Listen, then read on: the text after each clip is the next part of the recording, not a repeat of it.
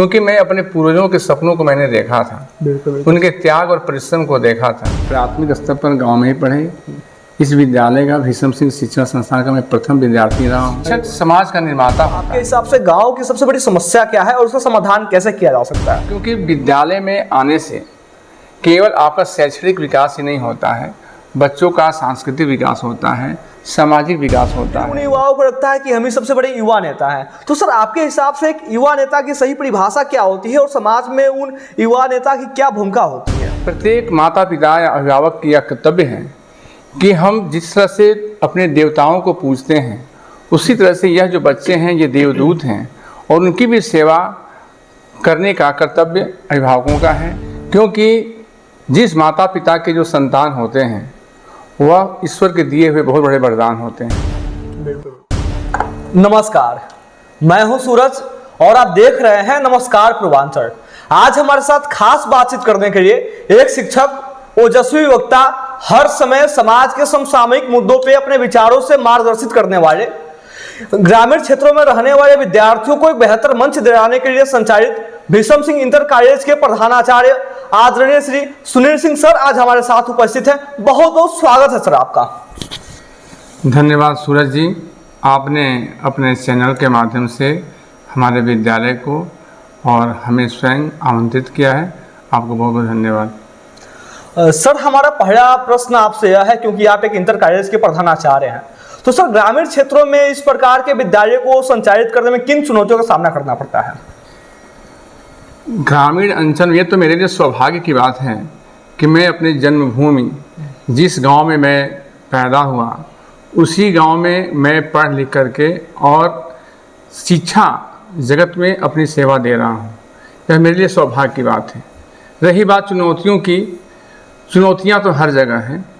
हमें ये मालूम है कि हमारे क्षेत्र में जो हमारे नौनिहाल हैं, जो हमारे समाज के लोग हैं, उनकी मानसिकता क्या है, उनकी आर्थिक स्तर क्या है, उनकी शैक्षिक स्तर क्या है, इसलिए उनको समझने में मुझे आसानी रहता है और उस हिसाब से हम यहाँ पर अपने शिक्षा के क्षेत्र में सेवा दे रहे हैं। सर, अक्सर गांव में एक माहौल बना रहता है कि जो बच्चा शहर जाता है वही पढ़ के कुछ बड़ा कर रहता है और ग्रामीण क्षेत्र में रहने वाले बच्चों को लोग अक्सर आवारा कहते हैं।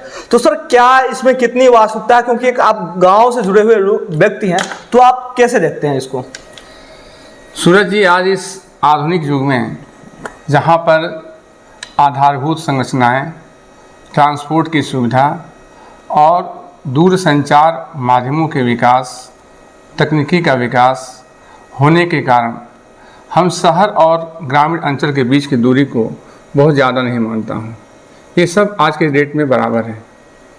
रही बात कि लोग कहते हैं कि ग्रामीण क्षेत्र में रहने वाले बच्चे आवारा होते हैं, तो इस बात को मैं खंडन करता हूँ। क्योंकि शहर में आज के दिन में जो अपराध हो रहे हैं उसके तुलना में ग्रामीण बच्चे अभी बहुत ही मासूम हैं। बिल्कुल बिल्कुल सर, उनको सही दिशा देने की ज़रूरत है और इसीलिए हम लोग शिक्षक जो गांव में शिक्षा क्षेत्र में कार्य कर रहे हैं उनको ज्ञान, शिक्षा और संस्कार देने की कोशिश कर रहे हैं और वो बच्चे अपने माता पिता के संपर्क में हैं, उनके नज़दीक हैं, रिश्तों में बंधे हुए हैं। तो ये हम नहीं कह सकते हैं कि बच्चे गांव के आवारा होते हैं और शहर वाले बच्चे अच्छे होते हैं। बिल्कुल बिल्कुल सर। सर, मैं ये जानना चाहूँगा कि ग्रामीण क्षेत्र में जो रहने वाले विद्यार्थियों के अभिभावक हैं, उन अभिभावकों की अपने बच्चों के प्रति क्या जिम्मेदारी होनी चाहिए? अभिभावकों की बच्चों के प्रति जिम्मेदारी तो बहुत ही ज़्यादा है, क्योंकि जिस माता पिता के जो संतान होते हैं वह ईश्वर के दिए हुए बहुत बड़े वरदान होते हैं।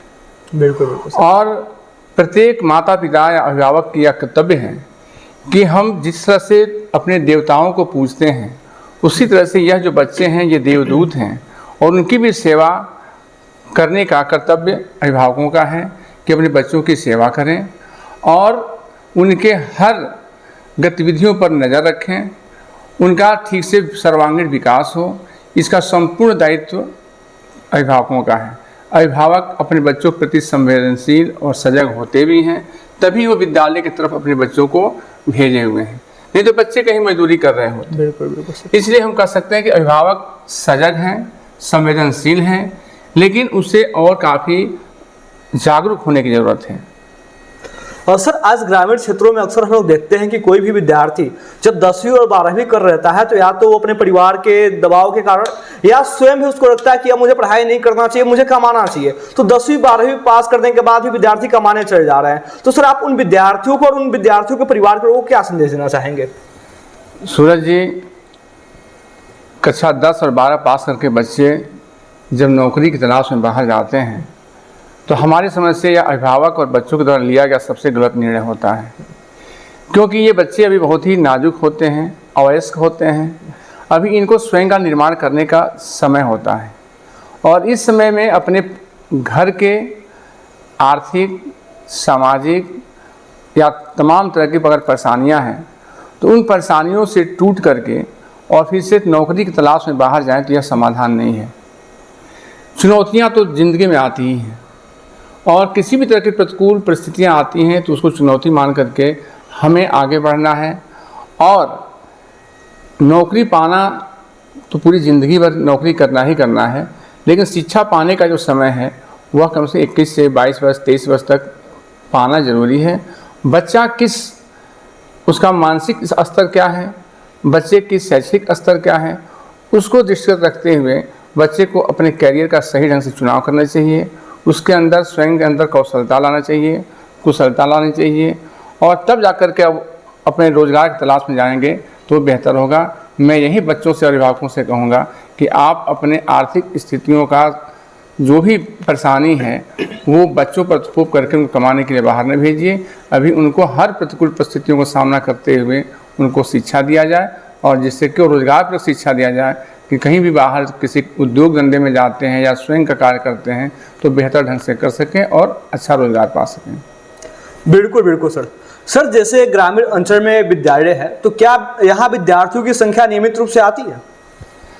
ज़्यादातर बच्चे हमारे विद्यालय में उपस्थित रहते हैं, कुछ बच्चे हैं जो अनियमित रहते हैं। इसके पीछे भी कई कारण हैं। हम अपने विद्यालय में सभी विषय के अध्यापकों को पूर्ण रूप से यहाँ पर अध्यापक नियुक्त हैं। बच्चे विद्यालय आते हैं, पठन पाठन में जब विद्यालय गतिशील होता है, शैक्षिक जब संचालन जब सही ढंग से चलता है तो शिक्षक जब टेस्ट लेने की जब बातें करते हैं तो जो बच्चे घर पर गृह कार्य नहीं करते हैं, ढंग से पठन पाठन नहीं करते हैं, तैयारी नहीं करते हैं, तो बच्चे धीरे धीरे विद्यालय से अपने दिशा को बदलने की कोशिश करते हैं और इधर उधर भटक जाते हैं और वहीं उनका गलत निर्णय होता है और उन शैक्षणिक परिस्थितियों का, अपने अध्ययन की परिस्थितियों का सही ढंग से सामना नहीं करते हैं। इसलिए वह विद्यालय की नियमितता को अनियमित कर देते हैं। बच्चों से यही कहूँगा कि अगर शिक्षा ग्रहण कर रहे हैं तो आपके अंदर परेशानियाँ आएंगी ही, उसका समाधान करना, अध्ययन करना यह ज़रूरी है। कक्षाओं को छोड़ने से कोई उनका समाधान नहीं होगा और न ही वो अपने शिक्षा के जिस उद्देश्य से आए हुए हैं उस उद्देश्य की पूर्ति हो पाएगी।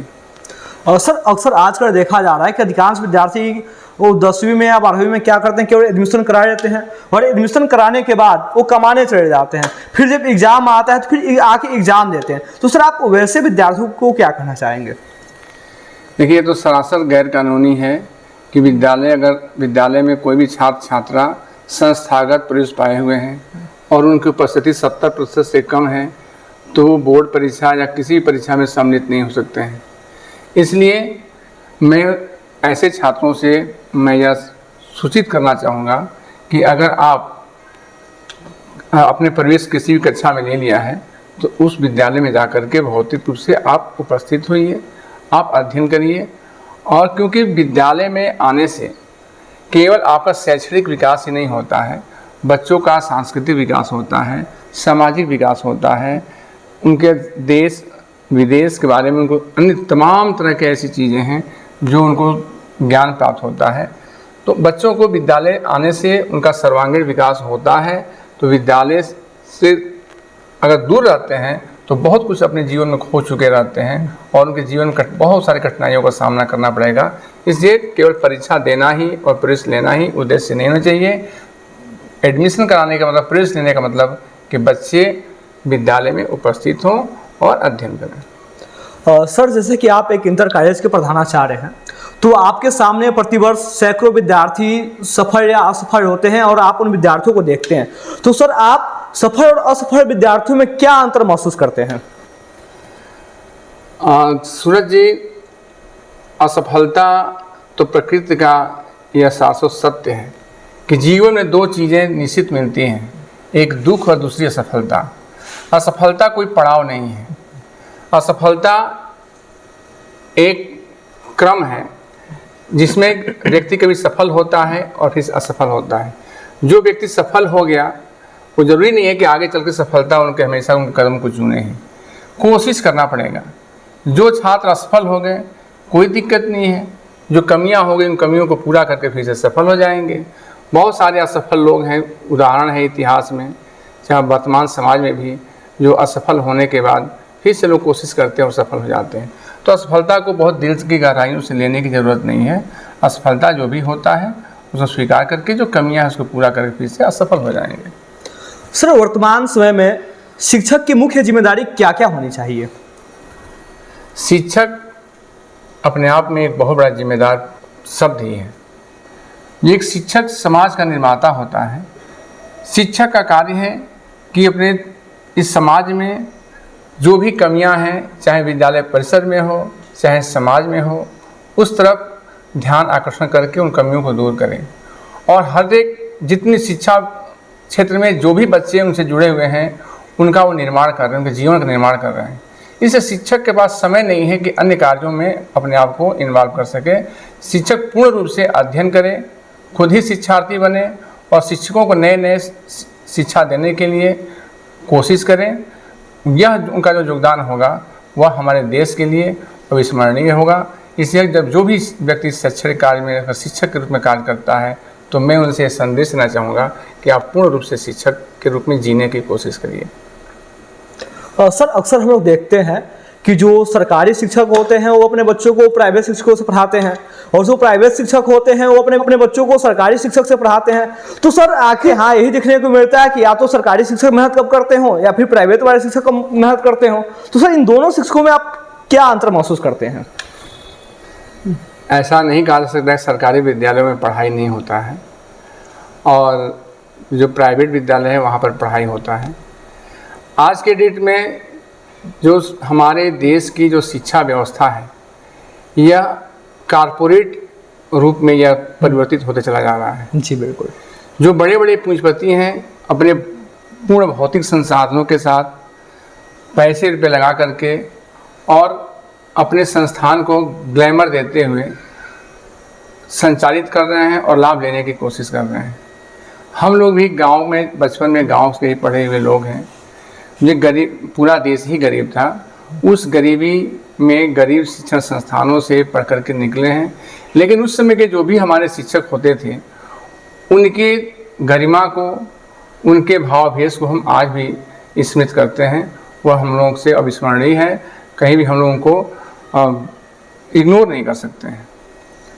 आज जो भी शिक्षक हैं, चाहे वो सरकारी संस्थानों में हो चाहे प्राइवेट संस्थानों में हो, यदि वो अपने बच्चों के प्रति स्नेह रखते हैं, ठीक से पढ़ाते हैं, तो बच्चे उनको पढ़ने के लिए जाते हैं। आपके क्षेत्र में भी तमाम शिक्षण संस्थान हैं जहाँ पर बच्चों की भीड़ लगी हुई है, बच्चे पढ़ते हैं। तो ये कहना कि प्राइवेट स्कूलों में लोगों को ज़्यादा विश्वास है और सरकारी विद्यालयों में कम है, तो आपका बात सही भी है। कहीं कहीं पर हम इसका खंडन भी करते हैं जी कि जिन संस्थानों में सरकारी संस्थानों में पढ़ाई हो रही है लेकिन शिक्षकों का अभाव भी है, जहाँ पर कोई वहाँ के प्रधानाचार्य प्रबंध समिति कोई व्यवस्था नहीं दे सकती है, तो वहाँ पर परिस्थितियाँ प्रतिकूल हो जाती हैं। जो निजी विद्यालय हैं वहाँ पर प्रबंधक के हाथ में विद्यालय संचालित होता है, तो जो कमियाँ होती हैं उनके पास अधिकार है, वो अपने कमियों को पूरा करके और जो भी समय सारणी है उसके अनुसार अपने हर एक विषय को, कक्षाओं को संचालन करते हैं। इसलिए जो भी अभिभावक ये समझते हैं कि हमारा बच्चा विद्यालय गया है तो उसको पूरे विषय का पढ़ाई होता है और वो ठीक से पढ़ेगा। तो कुछ सरकार को भी चाहिए कि जो भी शिक्षण संस्थान है, जहाँ पर सरकारी शिक्षण संस्थान है, जो कमियाँ हैं उसको त्वरित उसका निस्तारण करें और जिससे कि शिक्षा प्रभावित ना हो, किसी भी छात्र छात्राओं के हित का कहीं पर प्रतिकूल प्रभाव न पड़े, ये सरकार की भी जिम्मेदारी है। बिल्कुल बिल्कुल सर। सर आपका विद्यार्थी जीवन कैसा रहा और वर्तमान विद्यार्थियों में और जब आप विद्यार्थी थे उस समय में कितना अंतर आपको महसूस होता है? हम प्राथमिक स्तर पर गांव में ही पढ़े। इस विद्यालय का भीष्म सिंह शिक्षण संस्थान का मैं प्रथम विद्यार्थी रहा हूँ। अरे वाह। उसी समय विद्यालय हमारे गांव के लोगों ने इस विद्यालय की नींव रखा और बहुत छोटे छोटे अंशदान देकर के लोगों ने इस विद्यालय को संचालित किया। और वही प्रभाव मेरे ऊपर रहा कि मैं इस विद्यालय को फिर से जब पढ़ने के बाद, शिक्षा ग्रहण करने के बाद, मैं सोचा कि विद्यालय बहुत ही काफ़ी विकास नहीं कर रहा है, तो अपने आप को इसमें लगाया, क्योंकि मैं अपने पूर्वजों के सपनों को मैंने देखा था। बिल्कुल। उनके त्याग और परिश्रम को देखा था, उनके योगदान को मैंने देखा था कि जो हमारे गांव के में अगर ये विद्यालय नहीं होता तो बच्चे यहाँ से 20 किलोमीटर 15 किलोमीटर दूर जा कर के पढ़ते थे। कुछ तो दूरी की वजह से, साधन न होने की वजह से पढ़ाई छोड़ भी देते थे। तो हम इसी जगह पर रह करके और बहुत ही अच्छी शिक्षा ग्रहण किए, अच्छे विद्यार्थी रहे। फिर से हमने BRD भाटपा रानी से हमने इंटर किया, फिर से गोरखपुर विश्वविद्यालय से हमने ग्रेजुएशन किया, PG किया, B.Ed किया। लखनऊ में भी मेरी शिक्षा ग्रहण हुआ, वहाँ भी रहा। फिर से मेरे गांव की जो माटी था, गांव का जो विद्यालय का संस्थान था, इसके प्रति एक लगाव रहा। फिर से मैं अपने आप को इस संस्थान में लगाया और आज इस रूप में संस्थान चल रहा है। पूरे समाज का इस विद्यालय पर और हमारे ऑफिस पर, हमारे प्रबंधक जी पर, प्रबंध समिति पर विश्वास है और लोग अपने बच्चों को भेजते हैं और अच्छे बच्चे अच्छा कर रहे हैं और यहाँ से बच्चे अच्छा करके अच्छे से पदों पर इस समय अपना कार्य कर रहे हैं, जिम्मेदारियों का निर्वहन कर रहे हैं। बिल्कुल बिल्कुल सर। सर अभी आपने बताया कि आप इसी विद्यालय के छात्र भी हैं, तो आप जिस विद्यालय के छात्र हैं आज उसी विद्यालय में बतौर प्रधानाध्यापक के पद पे भी कार्यरत हैं, तो सर आपको कैसा महसूस होता है? मुझे ये अच्छा लगता है कि हमारे पूर्वजों ने जिस सपनों को लेकर के विद्यालय को खोला था, उसको हम आगे बढ़ाते हुए अपने प्रबंधक जी के सहयोग से, अपने गांव के लोगों के सहयोग से, क्षेत्र के लोगों के सहयोग से इसको संचालित कर रहे हैं, चला रहे हैं, अपनी सेवा दे रहे हैं। जब तक हमारे शरीर में ऊर्जा है, अनुकूल समय है, तब तक दे रहा हूँ, देता रहूँगा और उम्मीद करता हूँ कि संस्थान और आगे जाएगा, बेहतर जाएगा। मुझे गर्व होता है कि मैं शिक्षण कार्य में हूँ और अपने इस क्षेत्र के बच्चों को शिक्षा दे रहा हूँ और कहीं न कहीं इस क्षेत्र के विकास में, इन बच्चों के विकास से इस क्षेत्र में कुछ न कुछ सामाजिक आर्थिक परिवर्तन आया होगा और उसमें मेरा भी कहीं न कहीं योगदान होगा। इस बात को अनुभूत करके मुझे गर्व होता है। बिल्कुल बिल्कुल सर। सर जैसे कि आप एक शिक्षक हैं और जब भी कोई शिक्षक से हम लोग पढ़ते हैं, बातचीत करते हैं, तो लोग यही कहते हैं कि तुम खूब मेहनत करो, खूब आगे बढ़ो, लेकिन शिक्षक बनने वाली स्थिति में मत आना, तुम कुछ और करना। तो सर आखिर शिक्षक ऐसा क्यों कहते हैं कि तुम शिक्षक मत बनना? देखिए, शिक्षक बनना एक बहुत ही भाग्य की बात है जी। जो भी हम इतिहास पढ़ते हैं तो उस इतिहास को जो हम आज पढ़ रहे हैं उसमें किसी न किसी गुरु और शिक्षक का ही योगदान रहा होगा जो हम आज पढ़ते हैं।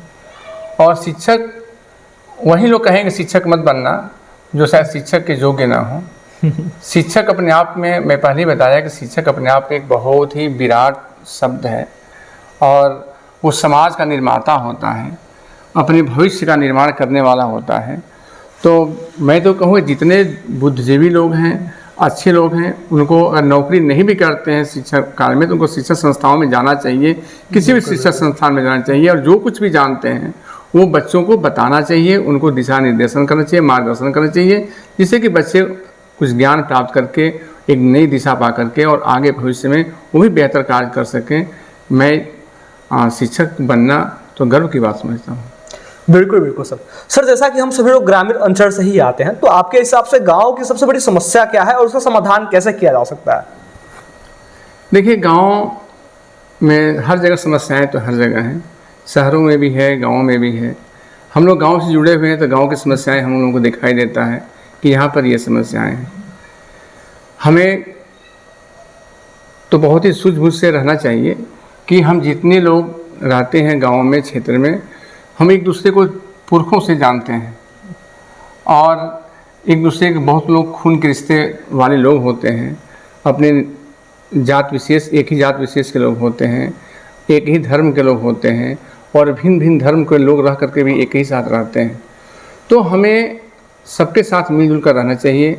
कुछ राजनीतिक परिवेश ऐसा है कि राजनीतिक महत्वाकांक्षा की वजह से लोग गांव में गोलबंदी कर देते हैं और वो चुनाव बीतने के बाद भी लोग उसको बनाए रखते हैं, जिसको चुनाव के बाद लोगों को भूल जाना चाहिए और सबको एक साथ मिल करके, एक साथ बैठ करके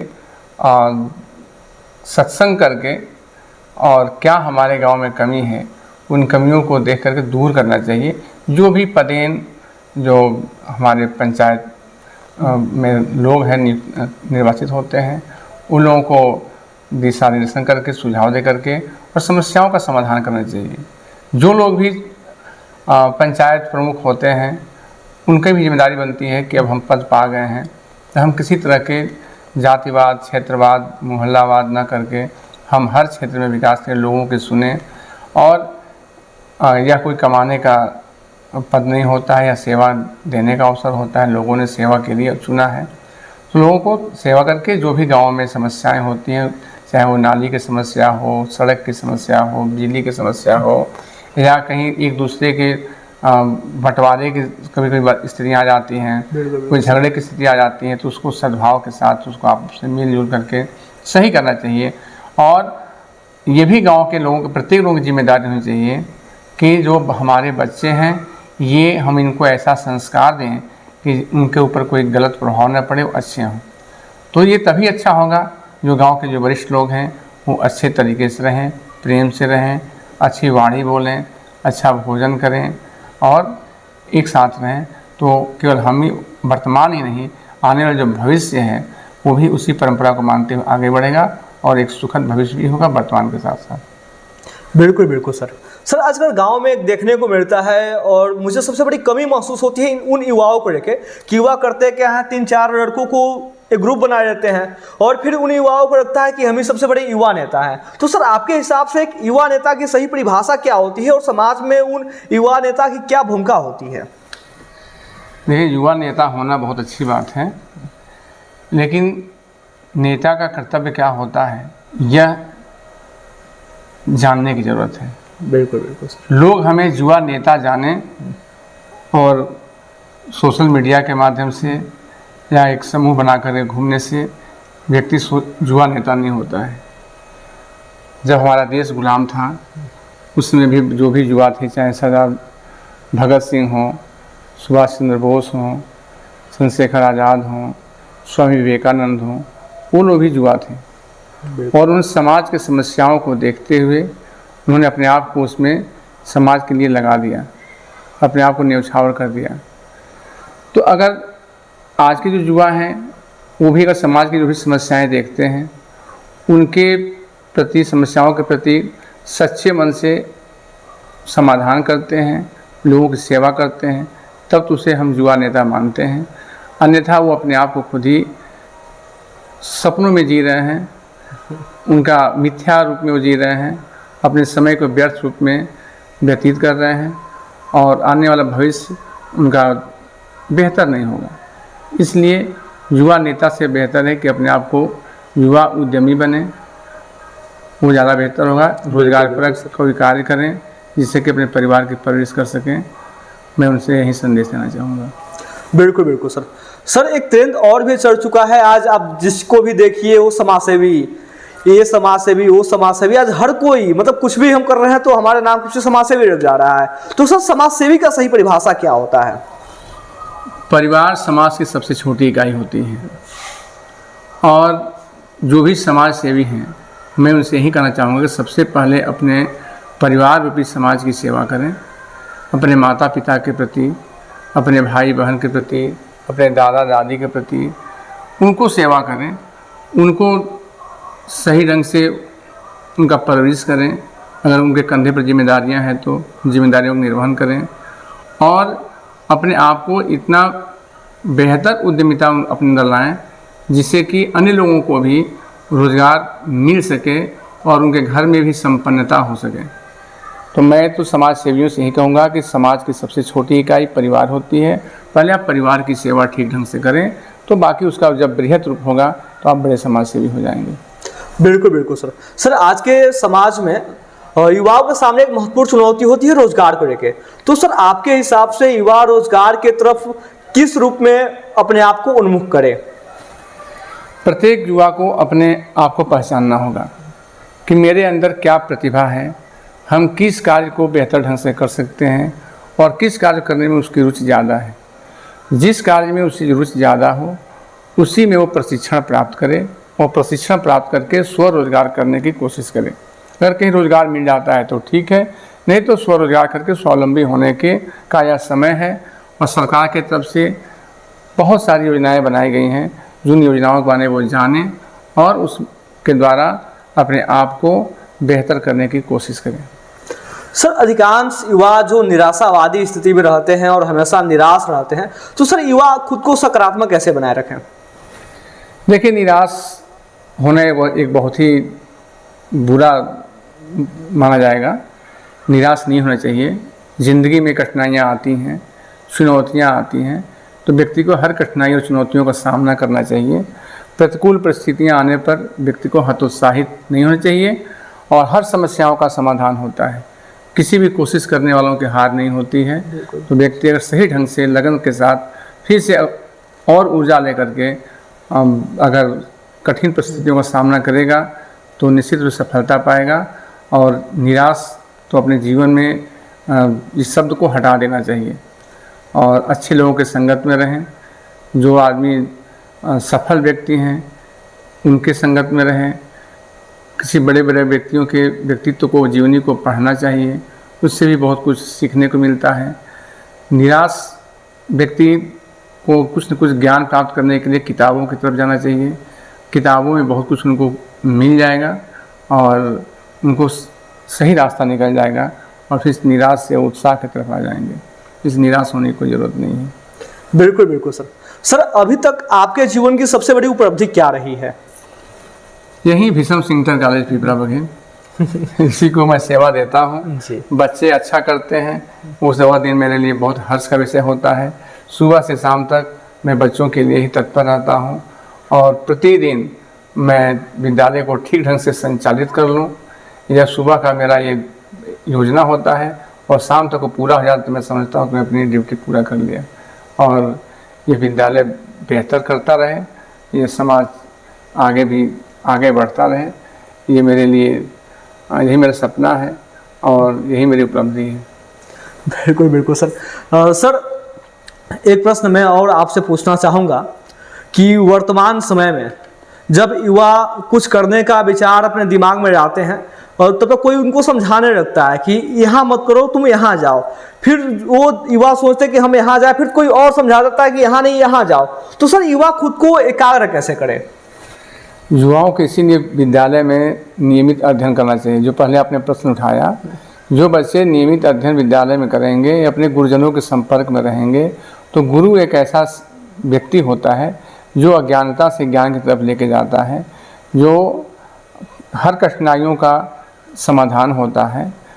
तो जो बच्चे अपने गुरु के संपर्क में रहते हैं तो उनको कहीं पर भी अगर कहीं दिग्भ्रमित होते हैं, कहीं भ्रम की स्थिति पैदा होती है, निर्णय लेने में कठिनाइयाँ होती हैं, तो एक गुरु जी होता है वही उसको सही मार्ग देता है और फिर से वो सदमार्ग पर आकर के, सही मार्ग पर आकर के अपना रास्ता पकड़ लेता है और फिर से सरल और सहज तरीके से अपने जीवन को व्यतीत करने लगता है। बिल्कुल बिल्कुल सर। सर आपके जीवन का कोई ऐसा किस्सा जिसे आप साझा करना चाहें? ऐसा कौन सा किस्सा है? साझा सब तो मैं तो खुली किताब हूँ।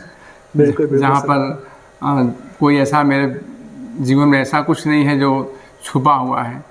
हाँ, मैं जीवन में संघर्ष बहुत किया हूँ और संघर्ष में मैं यही देखा कि व्यक्ति जो है वही कार्य करे और किसी दूसरे को देख करके कार्य करने से व्यक्ति सफल नहीं हो पाता है।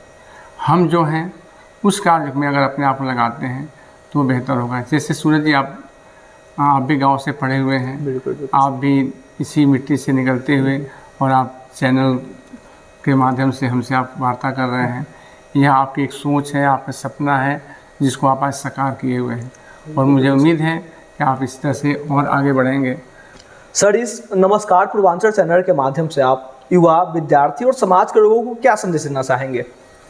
मैं युवाओं को आपके नमस्कार पूर्वांचल चैनल के माध्यम से ये संदेश देना चाहूँगा कि जिस तरह से विज्ञान और टेक्नोलॉजी परिवर्तित हो रहा है, उसी गति से जो युवा हैं अपने आप को सकारात्मक रूप में परिवर्तित करें। अगर वो सकारात्मकता के प्रतिकूल कोई कार्य करते हैं तो बहुत ही खतरनाक होता है। और आज के युवा, मैं यही देख रहा हूँ कि अपने नए संसाधनों को गलत रूप में इस्तेमाल कर रहे हैं, जिससे कि वह एक समाज को एक विकृत रूप पैदा कर रहे हैं। बिल्कुल बिल्कुल। इसलिए आप सभी युवा वर्ग, आपका समय सीखने का और बेहतर करने का है। आप कुछ सीखिए, बेहतर सीखिए और बेहतर करिए, जिससे कि जो हमारे एक स्वर्णिम भारत का जो एक सपना है वह पूरा हो सके। और यह तभी पूरा होगा जब हमारे जो युवा हैं ये उस रास्ते पर सही कदम बढ़ाते हुए आगे बढ़ें।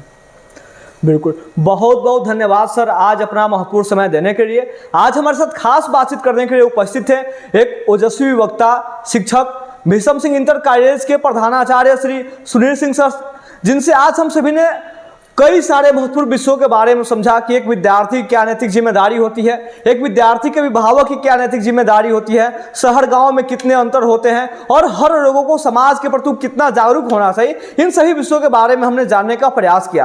अब आप कमेंट करके बताइए कि आपको यह वीडियो कैसा लगा और अब आप किन के बारे में जानना चाहते हैं। अगर आप इस चैनल पर नए हैं तो कृपया चैनल को सब्सक्राइब कर दें और बेल आइकन को दबा दें, ताकि इस चैनल के माध्यम से आने वाले सभी महत्वपूर्ण जानकारियां आपके पास आसानी से पहुंच पाए। आप सभी ने अपना महत्वपूर्ण समय दिया, इसके लिए आप सभी का पुनः बहुत बहुत आभार, धन्यवाद।